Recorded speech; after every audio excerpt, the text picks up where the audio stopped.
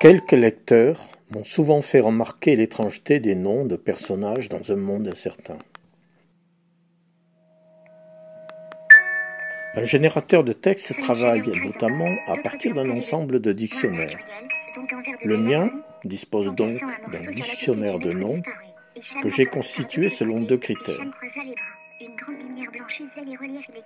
Le premier étant que, ne voulant en aucune façon que les textes produits soient réalistes, contrairement par exemple à ce que j'avais programmé pour un roman inachevé, désireux au contraire que les noms des personnages donnent d'emblée au texte une tonalité atypique et transportent leur lecteur dans un univers étranger, j'ai, dans une volonté affirmée de produire le moins de données par moi-même, importé d'Internet des listes de prénoms n'appartenant pas au domaine français et, pour un monde certain, provenant en grande partie d'une liste de prénoms arabes parmi lesquels j'ai fait obtenir un tri pour obtenir une majorité de noms contenant le plus grand nombre possible d'occurrences de la lettre A. Choix personnel relevant en grande partie de ce que cette lettre, première de l'alphabet français, symbolisait pour moi une origine et dont le son n'est pas si fréquent dans les prénoms français.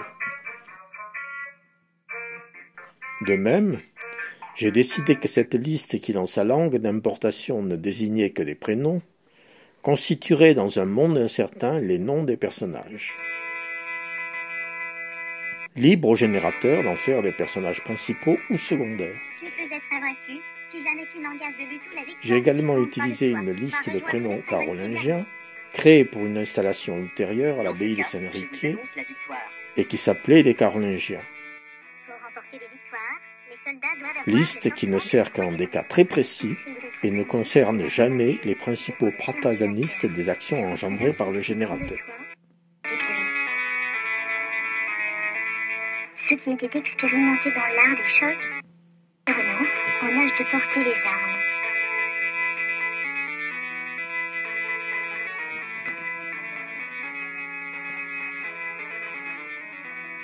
Telle est la faiblesse des méchants qui nuisibles et qui pourtant est en eux sans effet.